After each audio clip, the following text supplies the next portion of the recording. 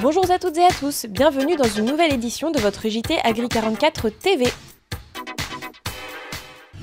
Semis. Le top départ des semis d'hiver a été donné mercredi après-midi à Pornic. Romain Masson et son frère Nicolas, tous deux gérants de l'EARL de l'Atlantique et de l'EARL de Jade, font partie des premiers du secteur à démarrer leur semis de blé. Une précocité liée à la nature de leurs parcelles. Leurs terres hydromorphes rendent les sols imperméables à l'eau. Il faut donc semer avant que de trop fortes pluies ne rendent le travail impossible. Sur les 260 hectares de l'exploitation, 85 hectares sont consacrés à la culture de blé. Chaque parcelle est labourée, puis semée grâce au semoir en combiné. Un temps clément, des sols peu humides, grâce aux bonnes conditions d'implantation de cette année, les deux frères sèment environ 15 hectares par jour, à raison de 300 grains au mètre carré. Le travail de semis devrait donc s'achever en fin de semaine prochaine. À partir du mois de février, Romain et Nicolas pourront déjà avoir une première idée du rendement selon les pluies des derniers mois. Un sol gorgé d'eau risquerait d'entraîner la perte de pied. Patience et beau temps seront donc de rigueur en attendant la récolte en juillet prochain. Vente aux enchères. J'ai une fois à 3750, deux fois à 3750. Mieux valait être dur en affaires ce vendredi 9 octobre à la station des établières de La Roche-sur-Yon. De nombreux professionnels ont participé à la vente aux enchères d'une trentaine de reproducteurs charolais. Mise en place pour la 4e fois par l'association Charolais Diffusion par le biais de la station expérimentale, cette vente a pour objectif de diffuser la génétique charolaise auprès des éleveurs du Grand Ouest. Qu'ils soient producteurs de viande ou sélectionneurs, les acheteurs peuvent y trouver plusieurs avantages. Le premier point d'intérêt, c'est le sanitaire. Donc on est ici dans un milieu neutre, donc où toutes les garanties sanitaires sont assurées pour les acheteurs. Le deuxième intérêt, bien entendu, est génétique, puisqu'ici on évalue des jeunes reproducteurs sur leur performance. Ils sont comparés entre eux et ils sont présélectionnés au départ déjà en ferme d'après leur performance génétique et leur valeur génétique sur ascendance. On vient ici, c'est parce que les taureaux ils sont suivis individuellement.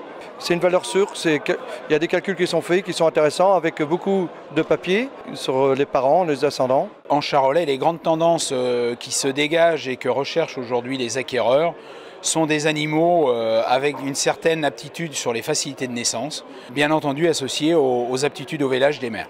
Pour les apporteurs aussi, les intérêts sont multiples. Plus d'une vingtaine ont proposé leurs animaux à la vente. J'ai décidé de mettre des taureaux à cette station parce que l'intérêt c'est de comparer les animaux entre eux. L'important c'est pas de vendre à des prix exceptionnels, c'est de les vendre. C'est ça le plus important. Pour les apporteurs au niveau des stations d'évaluation, l'intérêt est tout aussi important que pour les acheteurs, c'est-à-dire que c'est un moyen d'assurer la promotion de son élevage, c'est un moyen de mettre en valeur sa génétique, sa propre génétique et de la comparer aux autres. Et puis c'est aussi un point de commercialisation qui permet, on va dire, de trouver une certaine plus-value sur nos animaux. Lait. Le prochain concours départemental de la race Primolstein aura lieu le 4 décembre à la salle polyvalente du lycée Saint-Clair à Derval. Pour les éleveurs qui souhaitent participer, il est temps de s'inscrire.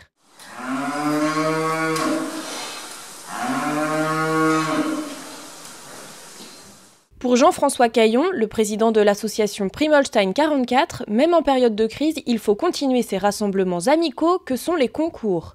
Ils sont l'occasion de se comparer aux autres, de voir d'autres façons de faire, de croiser des partenaires et de récupérer des informations. Et en ces temps très difficiles où beaucoup d'éleveurs souffrent, se retrouver entre passionnés et dans une ambiance chaleureuse peut être utile et salutaire. Banque. Vendredi 9 octobre, le nouveau siège du Crédit Agricole Atlantique Vendée a été officiellement inauguré. Novateur et de haute qualité environnementale, le nouveau bâtiment se veut le reflet des valeurs de la Banque verte, accueillant et acteur de son territoire.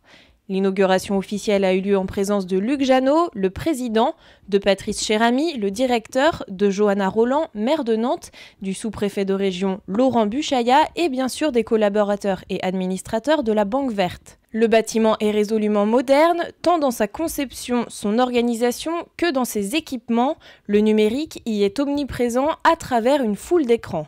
L'ancien bâtiment âgé de plus de 40 ans est quant à lui en cours de déconstruction.